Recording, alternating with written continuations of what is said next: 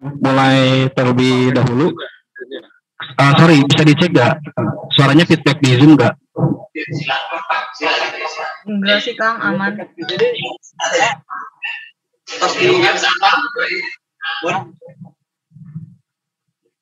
Mic-nya di speaker-nya di sini. Tolong dikasih mulai terlebih dahulu suaranya feedback. Sorry, bisa dicek nggak? Suaranya feedback di Zoom nggak? Enggak sih Kang, aman. Halo, Caca, kawan-kawan, apa suaranya feedback di sana? Aman ya? Aman. Tes, aman. Oke, terima kasih. Kayaknya kita akan mulai dulu. Tes, bentar ya.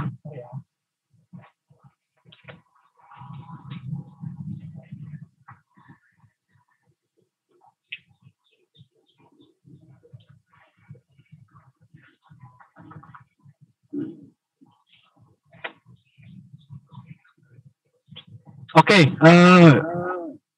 kawan-kawan, kita akan mulai terlebih dahulu. Di sini sudah ada beberapa kawan, ada teman-teman dari ARC, Agraria Research Center, ada teman-teman dari Walhi Jabar, ada Bung Meki, ada Pak Ahmad dan Pak Budi dari warga Tipar Padalarang. Nah, juga sudah tergabung juga di dalam Zoom warga Tipar yang ada di lokasi Padalarang.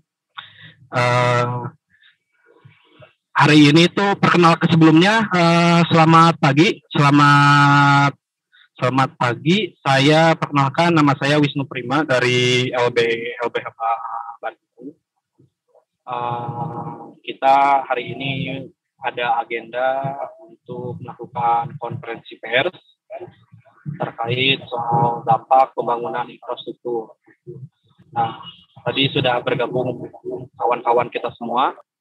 Nanti kita bisa mendengarkan langsung dari warga dan juga beberapa kawan soal pembangunan infrastruktur.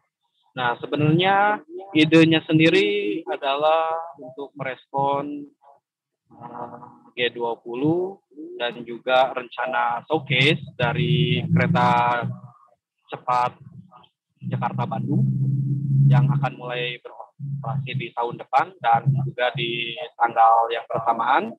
Hari ini juga akan sedang berlangsung showcase uji coba kereta cepat yang dilakukan di Tegaluar sepanjang 15 km. Nah, showcase-nya itu tersendiri juga ditonton secara langsung oleh Presiden Joko Widodo dan Presiden Cina di Bali secara online. Nah, kereta cepat ini sendiri juga kita akan berbicara banyak soal kereta cepat dan juga pembangunan ya, kayak gitu. Soal apa aja sih sebenarnya dampak-dampak dari pembangunan KCIC tadi, kayak gitu. Di sini kita udah ada Pak Ahmad dan Pak Budi dari warga Tipar yang mungkin nanti bisa ngasih beberapa pandangan ya dan melihat dampak apa saja yang terjadi dalam pembangunan tersebut. Sebelumnya, sebagai pengantar saja, kereta cepat ini merupakan sebuah proyek strategi nasional yang didanai oleh dua konsorsium negara. Pertama konsorsium BUMN Indonesia, salah satunya adalah perusahaan di BUMN yang ada di belakang kita, PT KAI, dan ada juga BUMN Kereta Api Nasional dari Cina. Nah, pembangunan itu sendiri sudah didanai dengan skema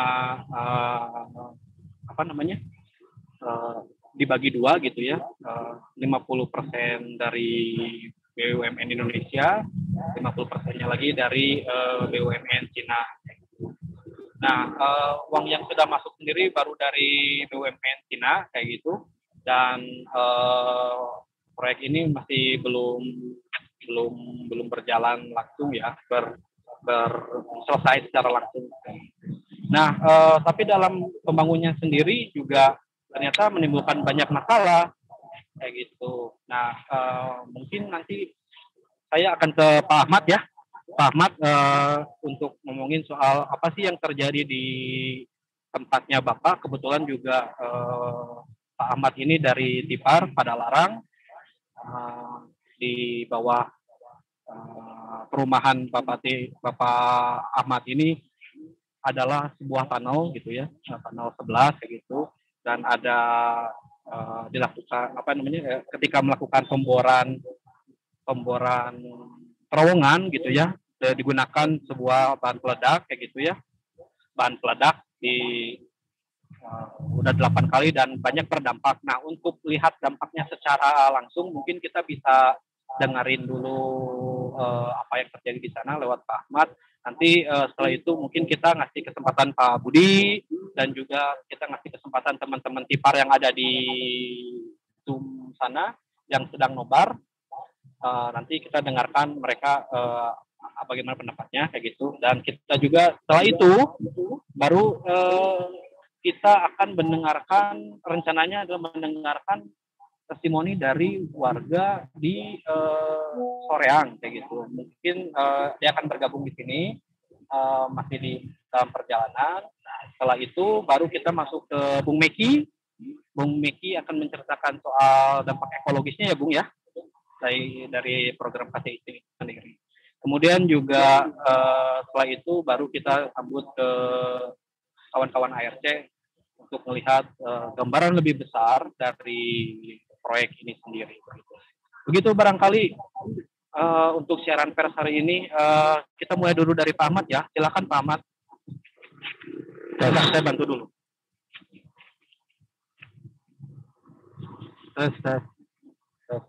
Oke, silakan Pak. Bismillahirrahmanirrahim. Assalamualaikum warahmatullahi wabarakatuh. Salam. Bismillah walhamdulillah wassalatu wassalamu ala rasulillah wa ala alihi wa sahbihi wa mawala wa la hawla wa la quwwata illa billah. Allah Ta'ala fil Qur'anil Karim, a'udzubillahi minasyaitonir rajim. Wa idza qila lahum la tufsidu fil ardi qalu inna ma nahnu muslihun. Ala innahum mufsiduna walakin la yashurun. Sadaqallahu alazim. Baik, terima kasih kepada Bung yang telah memberikan waktunya berbicara mengenai KTIC, bahwasanya ketika kami tahun 2016, sebelumnya saya perkenalkan, nama saya Ahmad Muhammad Sutisnya dari Kompleks Tipar Silih Asih, mewakili warga Kompleks Tipar 1 RW 13 Desa Laksana Mekar. Bahwasanya mengenai cerita KTIC, kami dikenalkan ketika tahun 2016. 2016 itu kami kedatangan konsultan yang mengatasnamakan KTIC bahwasanya akan ada proyek yang katanya disebut Tunnel 11, dan itu akan ada terowongan menembus gunung dan dikerjakan dengan cara dibor. Pada saat itu dibor gitu pada sosialisasinya. Itu tahun 2016. Dan kebetulan oleh warga sekitar ada 3 RW, saya ditunjuk untuk jadi juru bicara mewakili mereka. Ketika tahun 2019, tanpa ada bak bibu, tanpa ada pemberitahuan, tahu-tahu di bulan September terjadilah ledakan sehari 2 kali selama 4 hari, tanggal 24 September sampai 28 September, 4 hari itu jadi 8 kali ledakan yang membuat kami, khususnya 1 RW yang paling dekat dengan Gunung Bohong, Tunnel 11, warga itu sampai kaget. rumah bergetar, kalau istilahnya ada botol-botol yang di jendela pada berjatuhan. Lalu kami protes, ada apa ini? Kita sesuai prosedur tanyakan ke desa lewat BPD. Dan ternyata ada pengerjaan proyek yang PT Krek sebagai anak cabang dari PT KTIC. Nah, beberapa rumah pada saat 4 hari ledakan yang 8 itu terjadi retak-retak di dindingnya, terjadi retak-retak. Lalu ternyata tidak sadar rumah saya sendiri yang paling ujung juga ternyata retak gitu ya. Nah, kami protes, tapi sesuai prosedur, alhamdulillah warga, kebetulan pada saat itu saya sendiri sebagai RW-nya, ke warga, tolong tenang, jangan frontal, jangan sampai ada anarki. Kita terus tanyakan. Nah, yang kami tanyakan, gitu ya, kepada pihak KCIC, kok kenapa sosialisasinya dengan pengeboran, tapi pada saat pelaksanaan dengan blasting, dengan bom, yang akhirnya merusak tatanan rumah kami dan juga struktur tanah. Kenapa kita bisa katakan merusak struktur tanah, itu sudah diteliti oleh 2 badan yang bernama LAPI ITB dan juga Geologi Provinsi yang di bawah Kementerian PUPR, bahwa telah dinyatakan peta sebelum 2019 September dengan peta setelah ada ledakan itu sudah beda di Tipar itu. Ternyata menurut penelitian sudah ada retakan memanjang ke arah selatan di Tipar itu bukan disebabkan oleh peristiwa alam. Yang itu dinyatakan di depan Kapolres dan juga di depan Dandim ketika di jalan Polres Cibaba Cimahi. Dan itu yang berkata para ahli. Lalu ketika LAPI ITB juga yang kebetulan itu yang mengajukan kami gitu ya, warga, bahkan sampai dosen ITB senior pada saat itu mengatakan, kok kenapa ya ada proyek sebesar ini, penelitiannya itu setelah pelaksanaan, bukan sebelumnya. Nah itu saya kurang mengerti, silakan yang berkompeten tahu gitu ya. Nah sampai saat sekarang, udah sampai 3 tahun, intinya gitu ya, kami warga yang terdampak oleh proyek tersebut, saya nggak tahu lah apakah dari pengeboran lalu dengan peledakan itu apakah ilegal atau ilegal, itu terserah yang di atas. Yang intinya kami warga ada 100 rumah di sana, retak-retak bukan saja dindingnya tetapi lantai. Dan para ahli sudah menyatakan bahwa ini kerusakan bukan disebabkan oleh alam, artinya oleh proyek tersebut. Lalu bahaya itu bukan pertama dari ledakan, mungkin ledakan sekarang sudah berhenti, sudah bolong. Terowongan yang 1,1 km itu sudah bolong. Tetapi kata ahli geologi, yang bahaya itu karena sudah ada banyak retakan struktur batuan dan tanah Tipar adalah curah hujan. Kalau curah hujan, kapan berhentinya? Mungkin sampai hari kiamat baru berhenti. Dan penelitian LAPI ITB dan juga Geologi Provinsi di bawah Kementerian PUPR ini diadakan ketika baru 8 ledakan. Nah sekarang konon menurut informasi setelah berhenti 1 tahun lalu diadakan lagi peledakan, jumlah ledakan itu kurang lebih 350 kurang lebih. Bisa informasi ini bisa dipertanggungjawabkan, gitu ya. Belum ada penelitian lanjutan seaman apakah atau sebahaya apakah kami penduduk Tipar yang di dalam kemiringan gunung tersebut, gitu. Karena rumah kami dan lantai rumah kami itu sudah retak-retak. Bahkan sebenarnya sudah ada rekomendasi dari Geologi Provinsi bahwasannya rumah-rumah di Tipar itu harus diberikan penguatan dan diperkuat konstruksi sesuai standar PUPR.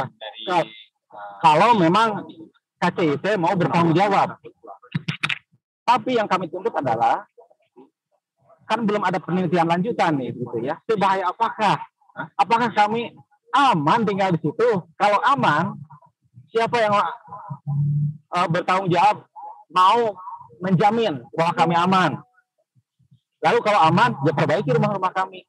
Tetapi kalau ternyata nanti di penelitian ternyata kami itu membahayakan,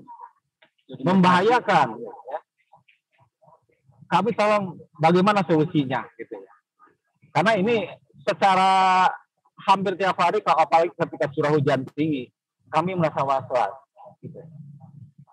Andai saja para ahli tidak berkata sebelumnya bahwa di Tipar itu bahaya, tentu kami juga akan tenang, tidak akan berbeda seperti ini, gitu.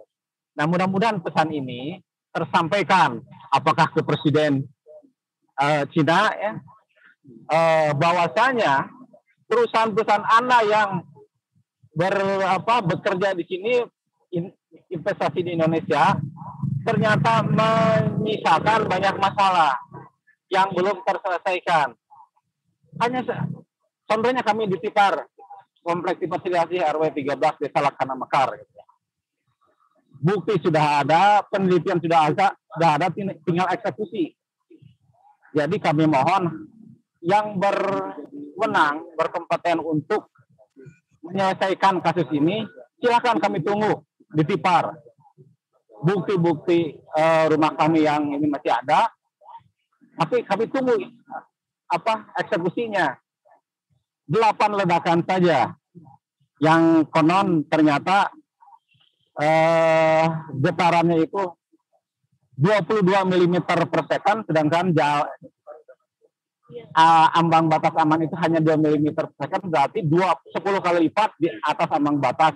Itu sudah menyebabkan kerusakan sebagian besar dari rumah-rumah kami. Sekarang sudah 300 sekian ledakan, belum ada penelitian lagi. Jadi di sini kami mohon yang berwenang, khususnya pemerintah, negara, atau kalau bisa dunia juga, ini memperhatikan. Kok proyek Cina ini yang sekarang itu mau digembar-gemborkan, bahkan dibangga-banggakan oleh pemerintah, gitu ya. Tetapi di bawah ini menyisakan masalah. Hak asasi kami terganggu. Hampir tiap hari ketika ada hujan, sangat tebal kami was-was. Untuk itu kami mohon, ada 500 jiwa, 120 kakak, dan ada 120 rumah di pinggang Gunung Bohong, di pinggir tunnel 11 yang jaraknya hanya 100 meter, untuk diperiksa kembali, untuk diteliti kembali bagaimana solusinya. Apakah memang kami aman tinggal di sana setelah peledakan dan membuat retak-retak lantai dan rumah kami, ataukah tidak aman? Mungkin Bupati, Gubernur, atau Kementerian kami tunggu di sana. Mungkin itu yang bisa saya sampaikan. Mungkin dari saya sampaikan, nanti bisa menambahkan. Intinya, kami tidak melarang, kami justru salut dengan pembangunan modernisasi proyek strategi nasional, tapi jangan sampai korbankan warga masyarakat. Itu, terima kasih. Assalamualaikum warahmatullahi wabarakatuh. Waalaikumsalam. Terima kasih pada Pak Ahmad ya dari Tipar. Ya. Dan selanjutnya tadi sudah memaparkan gitu ya bagaimana kondisi di sana gitu. Dan sekarang kita ke yang online dari warga Tipar juga. Apakah sudah bergabung? Halo?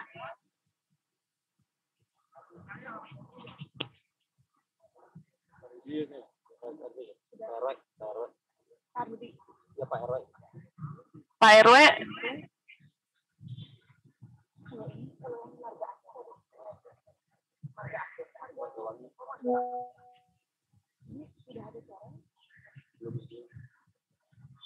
Kalau dari Marga Wangi sudah hadir juga di ruang Zoom. Halo.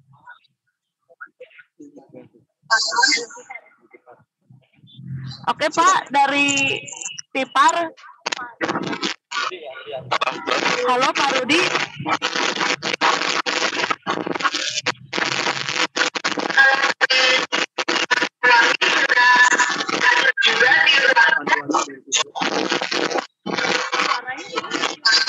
Halo.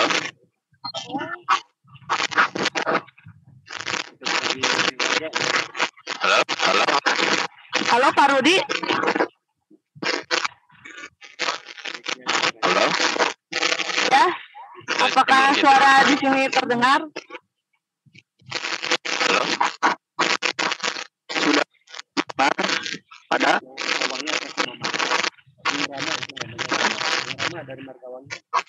Ada Bung Rama juga ya dari Margawangi. Oke, untuk dari Pak Rudi dulu saja, dari warga Tipar, bisa menjelaskan gitu secara singkat bagaimana kondisi di sana. Kepada Pak Rudi dipersilakan.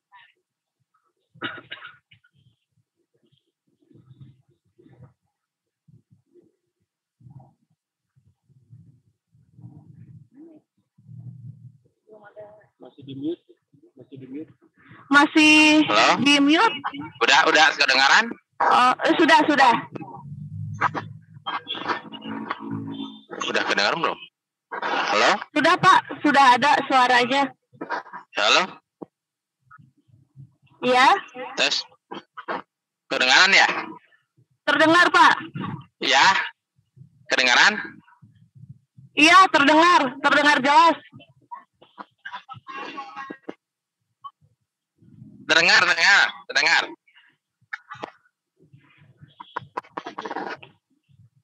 Bisa dimulai saja Pak dari warga Tipar untuk menjelaskan secara singkat bagaimana kondisi di sana. Seperti itu Pak. Iya.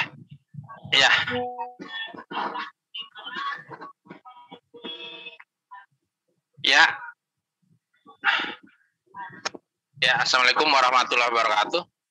Makasih atas kesempatannya untuk ikut streaming bersama. Mudah-mudahan pertemuan ini bisa membawakan hasil.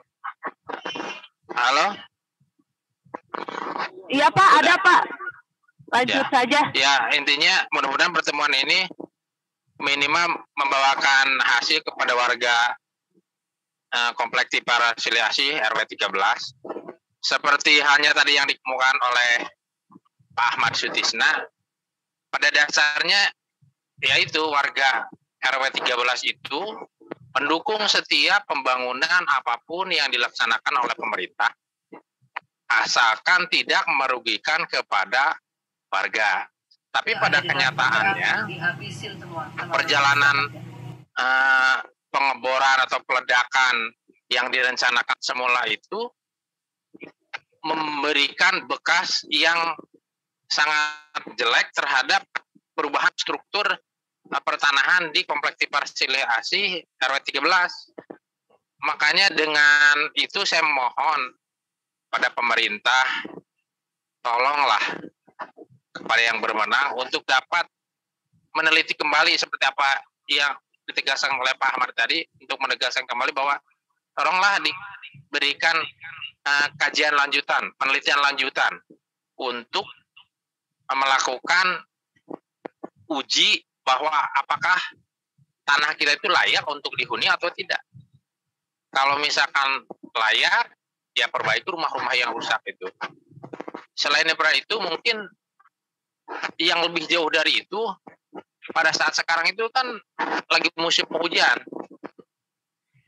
Warga kami semua itu merasa was-was, dan semua apa yang telah dilakukan peralatan semacam inkrometer atau karakmeter itu sudah menjadi bukti bahwa di kita itu telah terjadi sesuatu yang merugikan untuk warga. Mudah-mudahan nanti Pak Heru atau teman-teman lain bisa menambahkan. Itu aja mungkin. Mudah-mudahan hasil ini membawa perkembangan yang lebih jauh lebih diperhatikan lah oleh pemerintah. Pak Heru, ada tambahan? Oke, terima kasih. Selamat pagi menjelang siang buat rekan-rekan semua. Mudah-mudahan dalam pertemuan hari ini kita selalu dalam lindungan Allah Subhanahu wa taala dalam kondisi sehat. Tambahan dari saya, sebelumnya terima kasih buat Pak RW sudah memberikan pembukaan. Yang pasti kami warga RW 13 di Parsile Asi, Desa Laksana Mekar, tepatnya ada di lereng Gunung Bohong. Sampai saat ini bahkan sekarang ini sudah muncul musim penghujan ini, warga kami itu betul-betul sangat was-was dengan kondisi yang menimpa sekarang ini. Karena bukannya mengada-ngada, tetapi memang kondisi sekarang itu sudah sangat, menurut saya sudah sangat bahaya, karena turap-turap yang ada atau benteng-benteng yang ada itu sekarang sudah posisinya sudah tidak seperti dulu lagi. Sekarang sudah mulai melengkung, sudah mulai bergelombang. Kondisi serapan air sudah keluar dari mana-mana, otomatis kandungan air di gunung ini sekarang lagi banyak-banyaknya. Seperti halnya diungkap oleh para ahli dari geologi, tepatnya pada saat itu kami ada pertemuan di Kapolres Cimahi, bahwa mereka menyatakan bahwa kondisi seperti ini dengan adanya rekahan di tanah kami yang adanya di kedalaman 20 meteran itu, sudah ada rekahan yang sangat panjang. Itu sangat dikhawatirkan kalau adanya timbulnya curah hujan yang sangat tinggi. Nah, sekarang ini sudah yang kesekian kalinya kami mengalami curah hujan yang sangat tinggi, dan sudah kondisi tanah yang sudah tidak seperti dulu lagi, sudah ada perubahan, pergeseran, bahkan rumah-rumah sudah mulai ada yang ambles. Jadi kalau kita berbicara masalah retakan itu mungkin efek dari pergeseran tanah. Yang berbahaya itu adalah pergeseran tanah itu yang ada di daerah kami. Dan perlu diberitahukan juga kenapa kami berbicara seperti ini, ada akan timbul bahaya, karena para ahli sudah menyatakan bahwa di kedalaman 20-30 meter itu ada rekahan tanah, dan itu bisa menimbulkan pergeseran-pergeseran. Nah, terbukti dari sumber air tanah kami sekarang sudah mulai berkurang. Terus mesin yang ada di dalam tanah untuk mengisap air itu sudah tidak bisa diangkat lagi. Jadi kami sudah tidak bisa memelihara sumur bor kami, karena si mesinnya sudah tidak bisa diangkat lagi. Nah, dan kemudian ada dua alat yang belum dicek sama sekali oleh para ahli itu, namanya ada inclinometer. Kami tahu dari teknisi, dari para ahli juga, bahwa inclinometer itu adalah untuk melihat adanya pergeseran tanah yang ada di dalam, yaitu inclinometer kedalaman 40 meter itu kita bisa tahu kedalaman berapa yang bergeser. Nah, sementara inclinometer ini dari ledakan yang 8 itu sampai sekarang lebih dari hampir mau 400 ledakan, itu sama sekali belum ada pengecekan ulang. Bahkan bukan pengecekan ulang lagi, tidak ada pengecekan sama sekali. Kenapa begitu?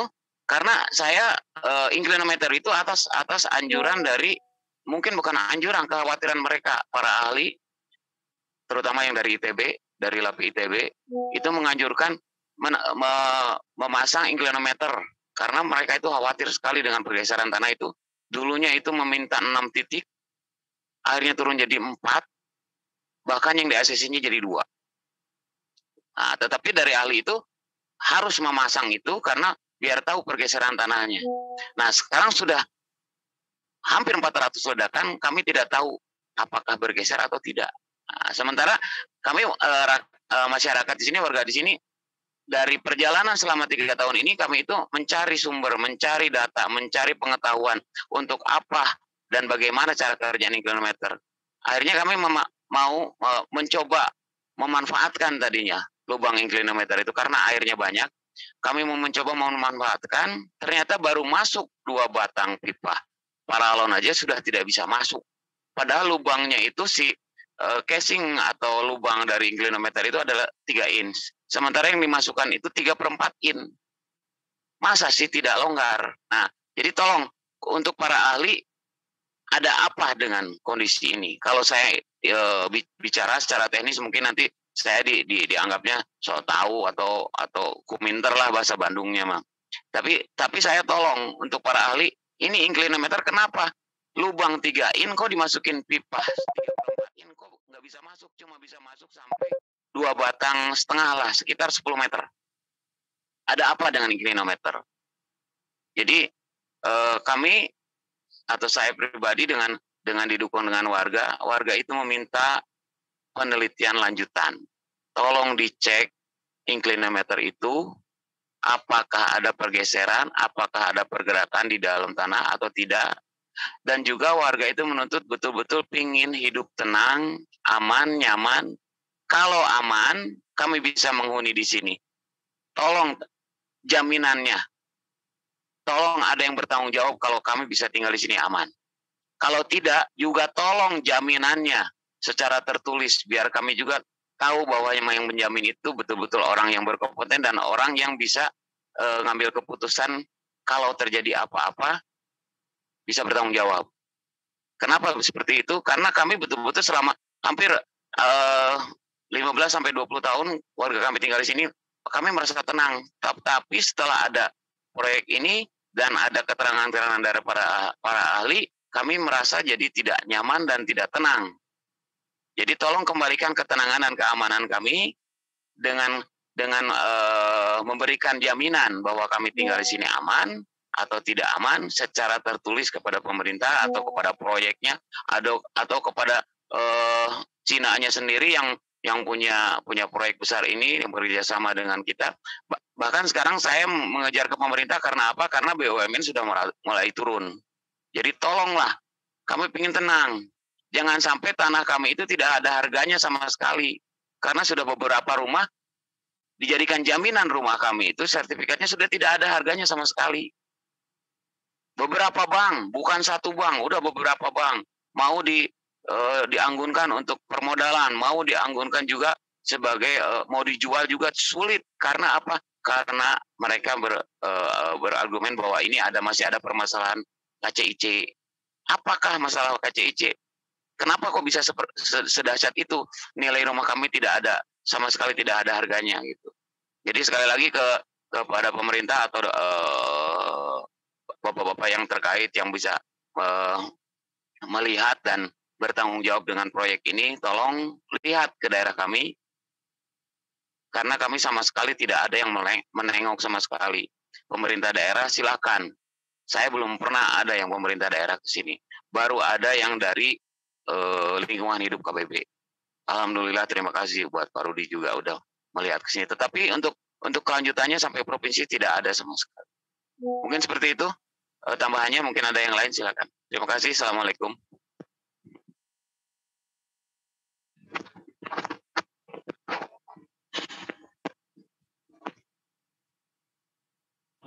Oke, terima kasih tadi testimoninya. Sekarang mungkin kita bisa bergeser ke warga Mekarwangi ya. Margawangi dan Bung Rama kayaknya udah bergabung ya di sana. Nanti mungkin bisa dibantu sama teman-teman host untuk menyalakan mic-nya. Kalau ada langsung silahkan untuk membuka mikrofonnya dan bicara sekarang. Gitu. Terima kasih. Iya, selamat pagi teman-teman semua.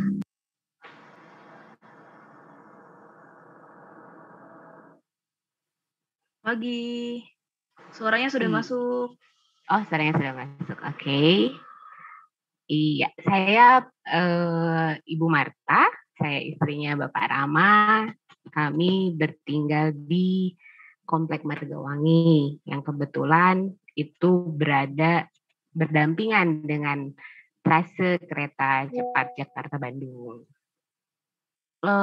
Efek dari pembangunan yang kami rasakan itu adalah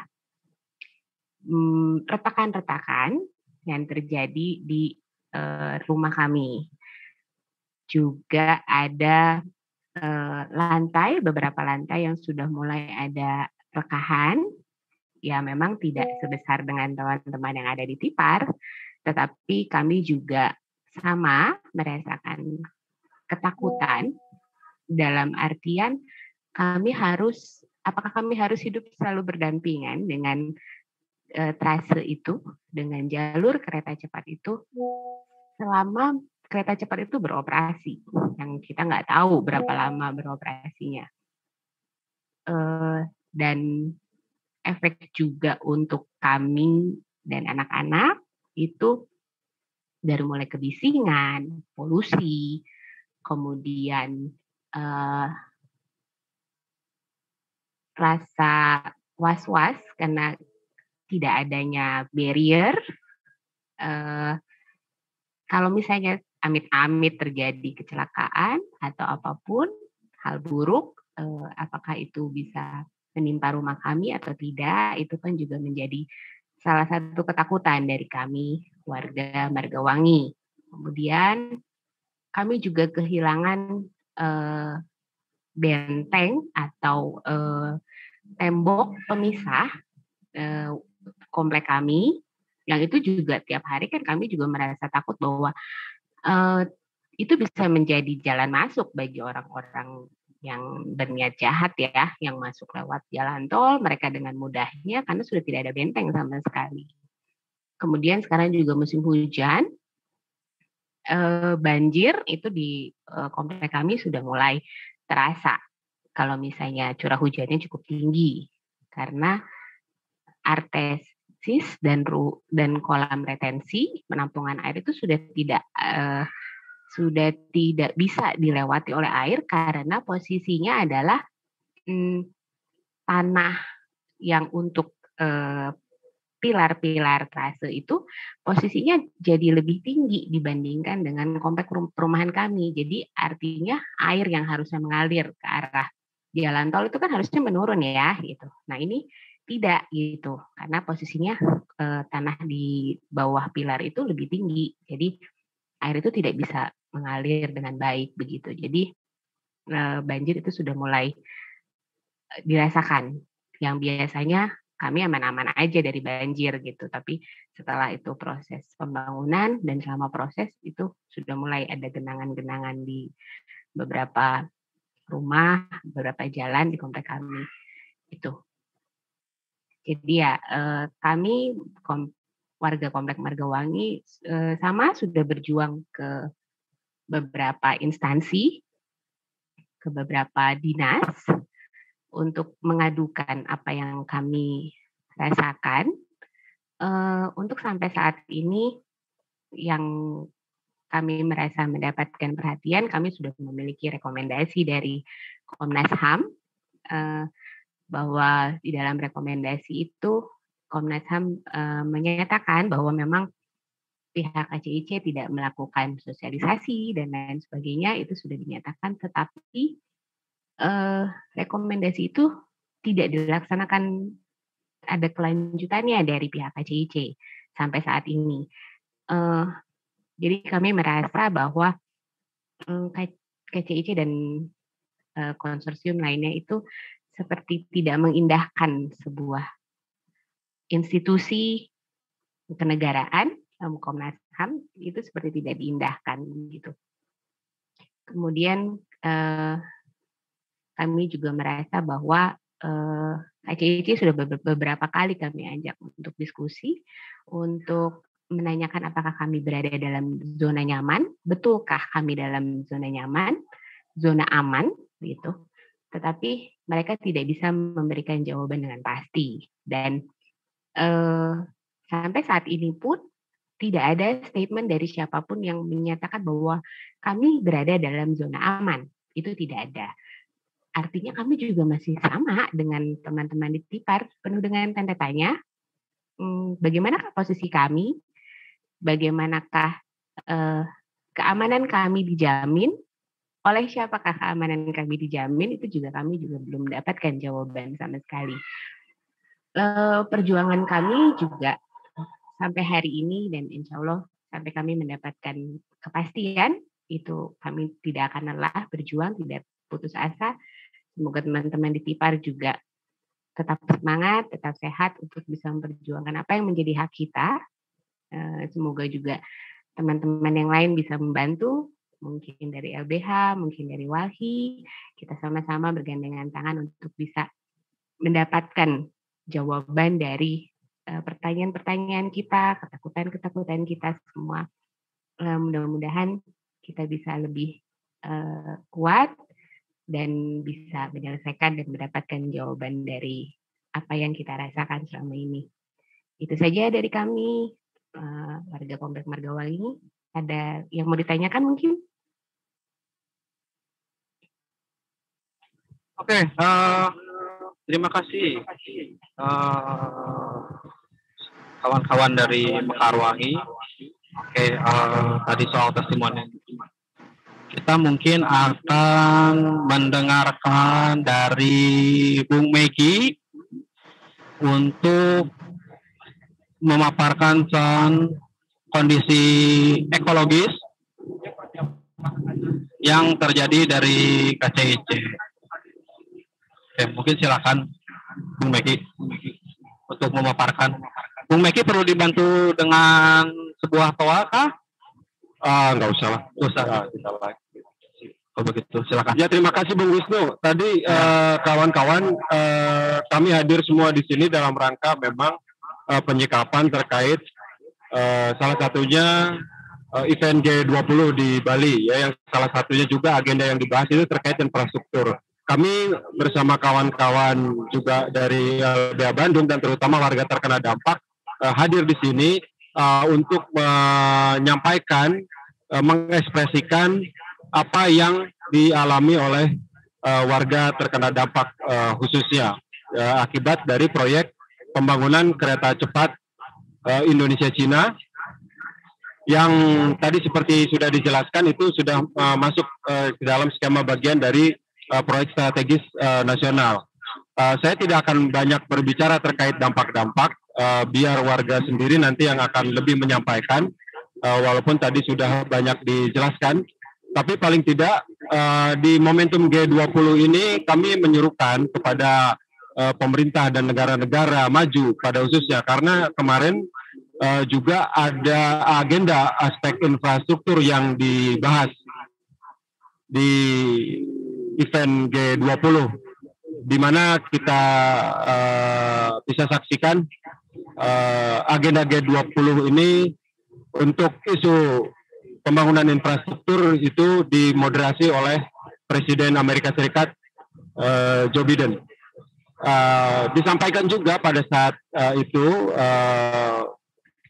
Presiden Joko Widodo menyampaikan bahwasanya pembangunan itu harus berdasarkan kebutuhan rakyat. Nah, ini menurut kami kontradiktif dengan apa yang dialami tadi, apa yang sudah disampaikan oleh warga yang terkena dampak akibat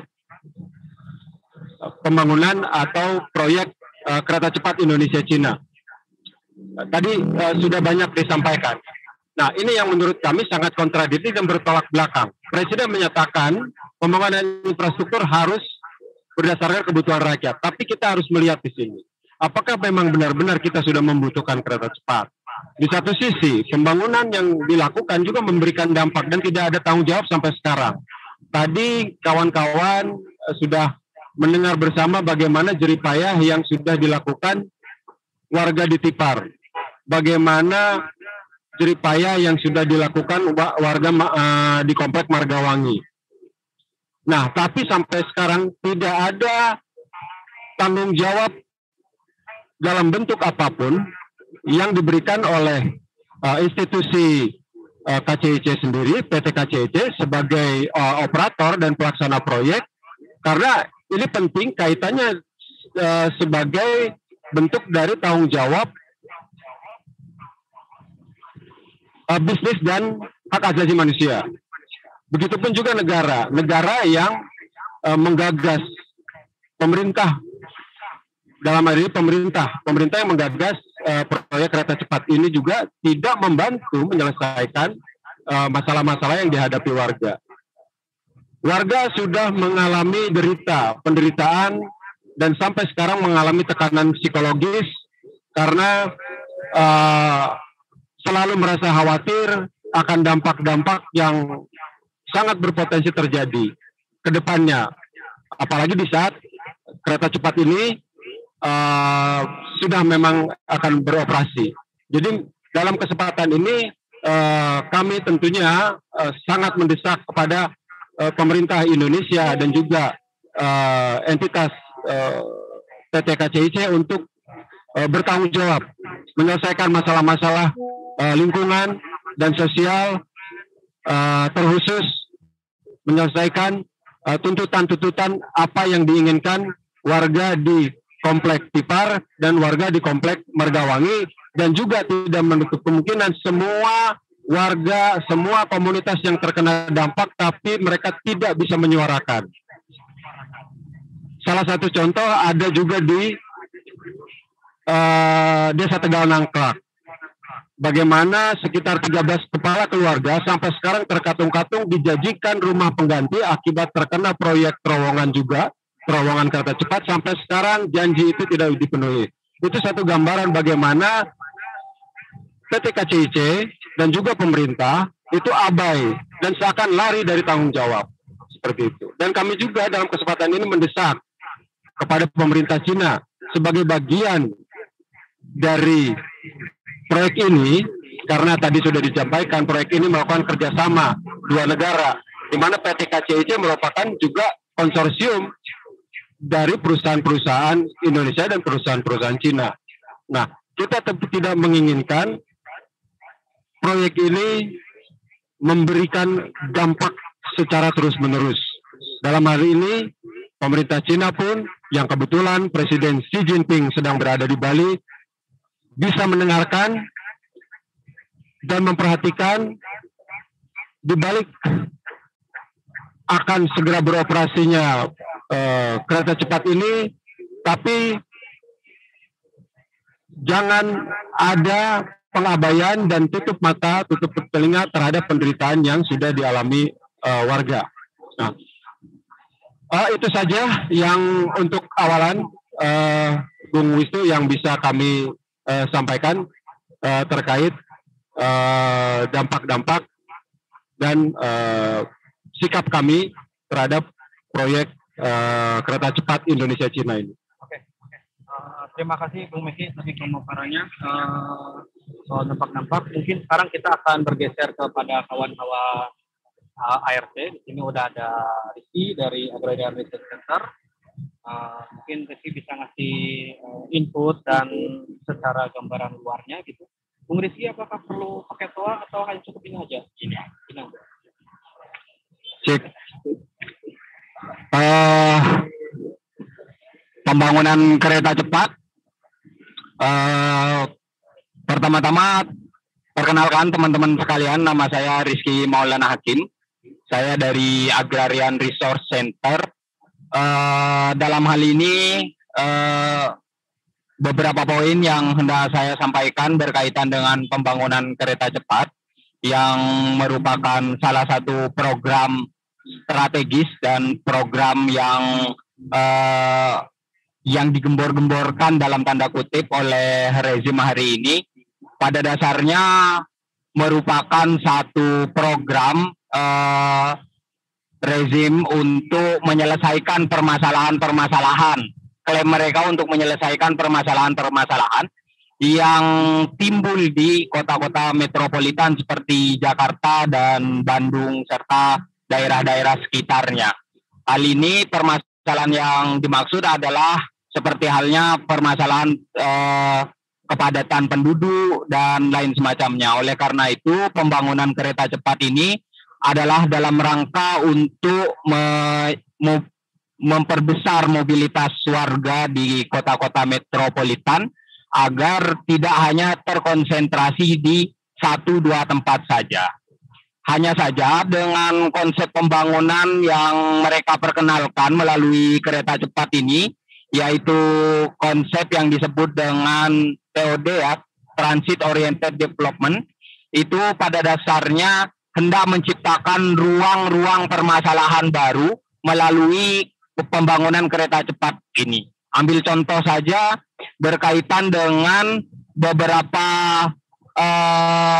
transit-transit yang dilewati atau stasiun-stasiun yang dilewati oleh kereta cepat ini berada pada titik-titik vital di daerah Jakarta dan daerah Jawa Barat secara umumnya dalam rangka membangun kota-kota baru. Artinya ketika bicara kota-kota baru, permasalahan yang berkaitan dengan pemukiman kumuh, kemudian kepadatan penduduk, itu kemudian akan umum sekali ditemukan di daerah-daerah baru tersebut.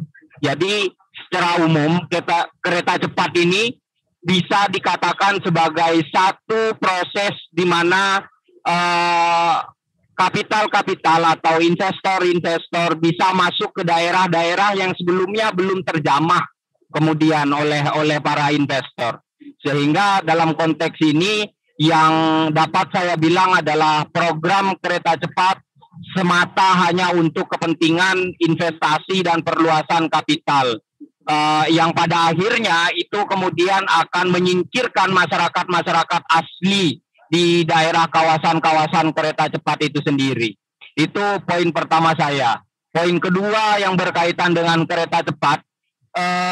Kereta cepat ini menjadi alat kemudian bagi negara Indonesia dalam secara spesifik oleh rezim untuk kemudian mengundang investor-investor asing untuk masuk ke negara kita secara menjarah gitu. Ambil saja bagaimana kemudian kereta cepat ini menjadi bahan kampanye Presiden Joko Widodo untuk alat obrolan mereka di G20 yang sedang berlangsung di Bali hari ini.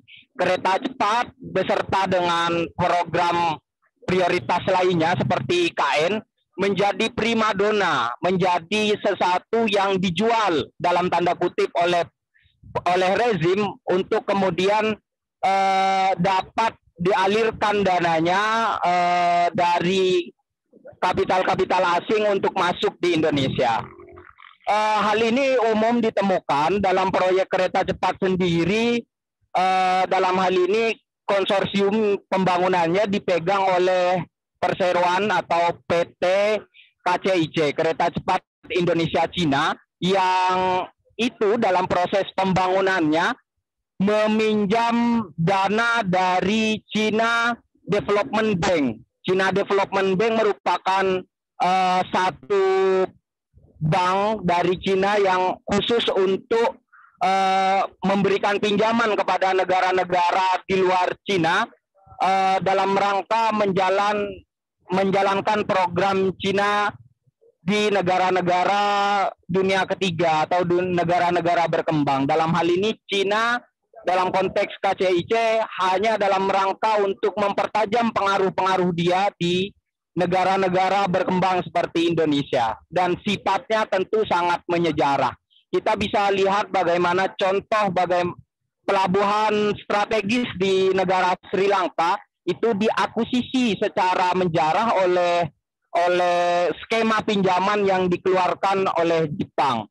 Bukan berarti kemudian dengan contoh ini kemudian KCIC bisa sangat potensial untuk diakuisisi dan ambil alih secara mayoritas oleh China sebagai satu komoditas mereka sendiri. Mengapa demikian? Karena menurut hitung-hitungan dari teman-teman lainnya bahwa pembangunan kereta cepat ini pelaksanaannya dari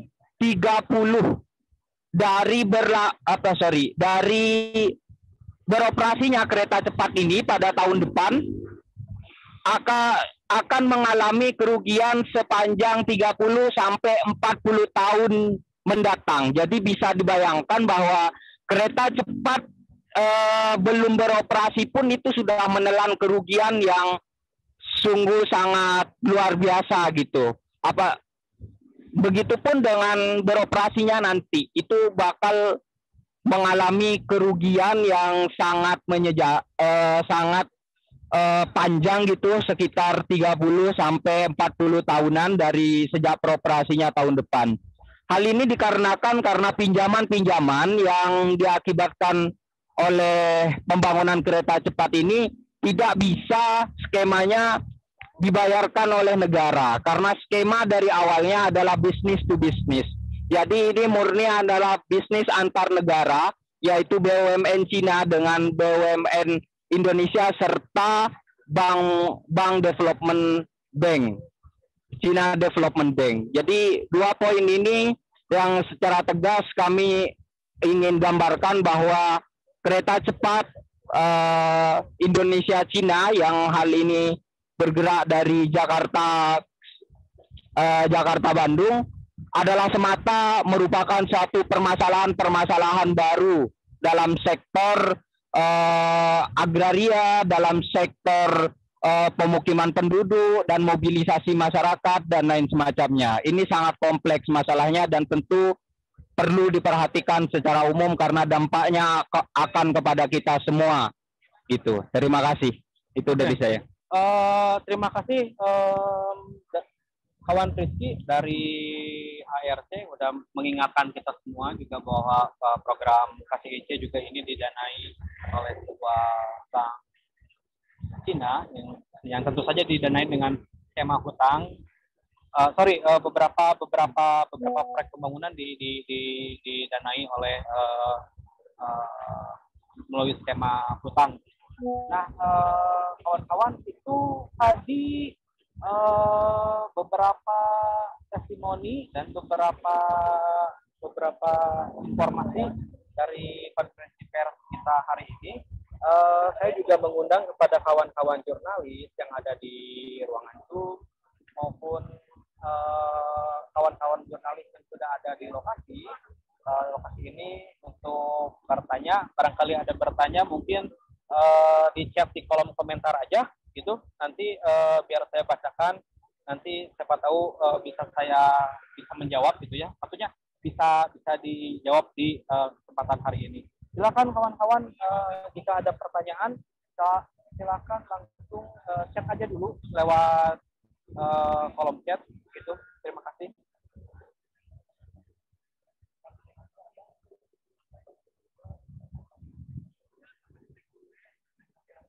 Cek dulu apakah ada kawan-kawan yang ingin bertanya di sini.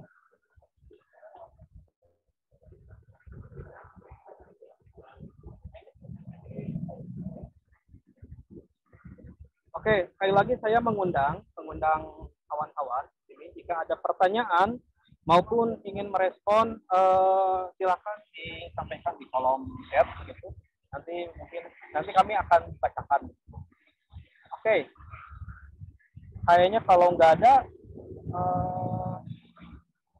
kawan-kawan jurnalis pengen bertanya juga kah atau ada pertanyaan silakan. Kalau misalnya belum ada juga apa-apa gitu. Ada pertanyaan kah? Aman dulu. Oke. Sebagai pengantar mungkin saya akan membacakan siaran persnya. Gitu. Saya akan membacakan siaran persnya, rilis pers yang dibuat hari ini gitu. Oke, rilis pers Forum Warga Terdampak Pembangunan Infrastruktur. G20 ajang pemerintah mengobrol lahan warga, badai penggusuran akan segera datang. Oke, hembusan kabar simpang siur terkait uji coba atau showcase kereta cepat Jakarta-Bandung KCJB mulai terdengar. Kabar uji coba KCJB ini bertepatan pula dengan acara puncak KTT G20 di Bali dan pertemuan COP27 di Mesir. Dari kabar yang tersebar, rencana uji coba kereta cepat ini akan dihadiri langsung oleh Presiden Cina Xi Jinping. Namun jika melihat kembali kondisinya, perlintasan kereta cepat yang mungkin sudah bisa digunakan yaitu melewati daerah Walini, Padalarang, dan Tegaluar. Dari informasi lainnya yang kami himpun, di tanggal 16 November 2022, uji coba KCJB ini akan dilaksanakan sepanjang 15 km dari stasiun Tegaluar menuju Casting Yard nomor 4 di daerah Kopo, Kota Bandung. dan disaksikan secara virtual dari Bali oleh Presiden Jokowi dan Presiden Xi Jinping. Di tengah kabar yang simpang siur ini, perwakilan warga yang terdampak dari proyek KCJB, perwakilan masyarakat yang terdampak proyek pembangunan lainnya di wilayah Bandung Raya, dan perwakilan organisasi masyarakat sipil berkumpul di kantor LBH Bandung dan bersepakat untuk melakukan respon terkait uji coba mega proyek KCJB tersebut. Tidak hanya ruang lingkup kecil urusan kereta cepat saja. Namun, jika melihat bacaan antar jaringan masyarakat sipil, ada sesuatu yang lebih besar akan terjadi daripada momentum showcase ini atau uji coba KCJB yang akan dilakukan hari ini. Pasalnya, mega proyek KCJB ini didanai oleh suatu konsorsium badan usaha milik negara Indonesia, BUMN, melalui PT Pilar Sinergi BUMN Indonesia atau PSBI. Dan konsorsium perusahaan kereta apian Cina melalui Beijing Yawan SR. Dan dengan bisnis utama di sektor transportasi publik dengan skema bisnis to bisnis atau B2B. Maka kedepannya tidak menutup kemungkinan momentum ini dimanfaatkan juga sebagai pintu masuk gelombang investasi besaran dari negara Cina pada multi sektor lainnya, seperti kawasan industri sampai ke isu energi. Hal ini mengingatkan kita pada peristiwa Malari di tahun 1974 di masa Orde Baru, di mana kedatangan PM Jepang pada masa itu menjadi momentum invasi kapital industri besar-besaran Jepang di Indonesia. Pada pertemuan di kantor LBH Bandung ini pun membahas pandangan dari beberapa individu atas bacaan situasi internasional, nasional, hingga ke tingkat lokal terkait showcase mega proyek KCJB ini. Pada konteks internal nasional, adanya pertemuan antar kepala negara G20 di Bali ini tentunya akan berdampak pada meluasnya perampasan ruang hidup ke depannya. Selain kegiatan pertemuan G20 di Bali, di Mesir pun sedang ada pertemuan COP27 yang membahas permasalahan iklim global dan pengurangan emisi karbon global dengan skema energi terbarukan yang kami lihat hanyalah sebuah solusi palsu yang ditawarkan oleh Indonesia. Di konteks nasional pun situasi ekspansi investasi Cina semakin menguat. Prediksi ekspansi investasi Cina ini pun diterjemahkan oleh pengusaha di negeri ini dengan membuat regulasi Omnibus Law, UU Cipta Kerja, yang tidak berpihak pada masyarakat luas dan lingkungan hidup. Jika kita lihat kembali, investasi di sektor energi kotor batubara, Cina masih menjadi sebuah aktor yang cukup penting dalam pendanaan pembangunan PLTU batubara di Indonesia. Pada tingkat situasi nasional, KCJB ini mayoritas berada di wilayah Jawa Barat dan tentunya akan mencapai kawasan perekonomian dan perkotaan baru menyusul segitiga Cirebon, Patimbanan, dan Kertajati segitiga Rebana. Kota Aeropolis Kertajati sebagai pendukung Bandar Udara Internasional Jawa Barat atau BIJB yang ada di Majalengka. Tentunya hal tersebut akan kembali memproduksi kawasan-kawasan baru yang akan mengancam ruang hidup masyarakat di lingkungan hidup. Sementara itu, proyek ambisius dari kereta cepat Jakarta-Bandung yang dibiayai oleh udunan modal BUMN Indonesia dan BUMN Cina telah berdampak secara langsung pada keselamatan masyarakat sekitar. Ambil contoh dengan apa yang terjadi di Gunung Bohong pada Laras. Proyek pembangunan tersebut menggunakan bahan peledak untuk membuat sebuah terowongan bernama Tunnel 11. Efek ledakan tersebut atau blasting itu telah mengubah kontur dari struktur tanah perumahan warga Kipar RW 13 dan alhasilnya puluhan rumah warga mengalami keretakan dan menyeret dan berpotensi menyeret ratusan jiwa yang ada di kompleks Kipar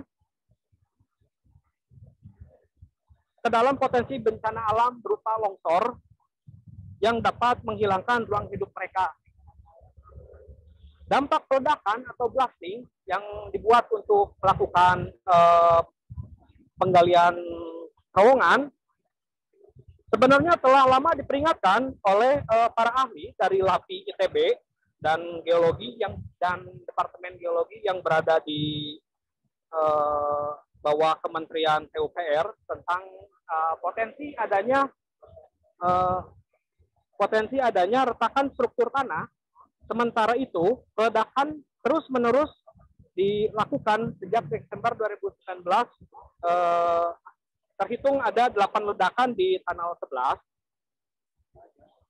Dan hal ini telah mengakibatkan tanah dan rumah warga mengalami pergeseran dan keretakan di lantai dan dinding hunian warga itu sendiri.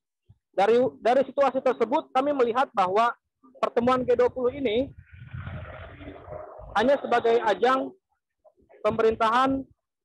pemerintah untuk mengobrol lahan warga, dan kami merasa bahwa badai penggusuran akan segera tiba. Bandung 16 November 2022 tertanda Forum Warga Terdampak Pembangunan Infrastruktur. Kawan-kawan, itu adalah rilis pers yang saya bacakan. Nanti saya minta juga mungkin akan dibantu oleh panitia di sana di ruangan Zoom untuk menyebarkan rilis persnya secara digital melalui PDF, dan sekaligus ini menutup konferensi pers kita hari ini, kayak gitu. Tapi saya ucapkan terima kasih juga kepada kawan-kawan di sini, kawan Rizky, Pak Ahmad dan Bung Meki, dan juga kawan-kawan yang ada di Zoom sana di Megarwangi. Terima kasih, hormat setinggi-tingginya untuk kawan-kawan. Nah, untuk konferensi hari ini kita sudah selesai, tapi agenda hari ini tidak akan selesai. Agendanya akan dilakukan melalui sebuah mimbar bebas yang akan mengundang kawan-kawan di seluruh kota Bandung, begitu. Oke, saya tutup dulu konferensi persnya. Rilis persnya akan segera dibagikan melalui kolom chat oleh panitia. Kawan-kawan di sini boleh bergabung juga di mimbar bebas. Mau bergabung atau tidak juga silakan, kayak gitu. Kita akan lanjut ke acara berikutnya, yaitu mimbar bebas. Terima kasih. Assalamualaikum warahmatullahi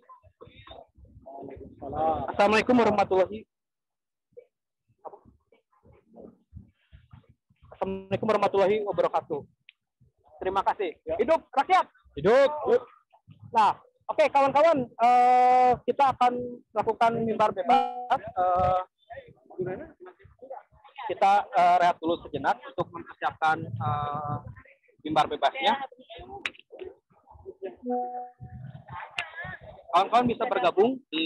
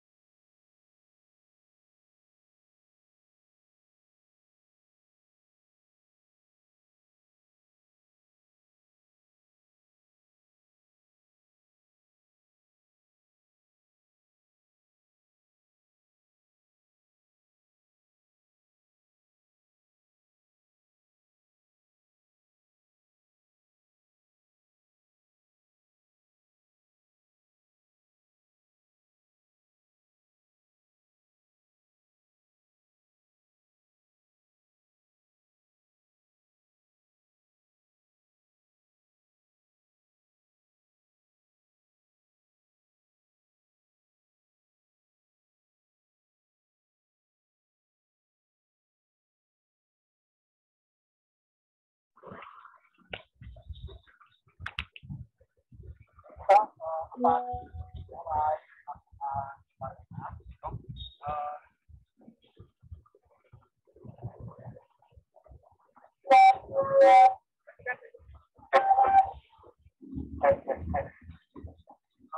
kawan-kawan yang ingin melakukan lempar bebas, ini adalah waktunya. Kita ini sudah dengan kawan-kawan terdampak dengan sebuah program ya. Kereta cepat, tadi kita banyak soal dampak-dampaknya, tapi juga ini sebenarnya adalah waktu milik bersama, gitu. Bahwa kurang pembangunan berdampak pada semua orang. Nah, kawan-kawan yang misalnya ingin silakan ambil semuanya dan silakan kawan-kawan kalau ada yang mau mengambil semuanya ini silakan semuanya.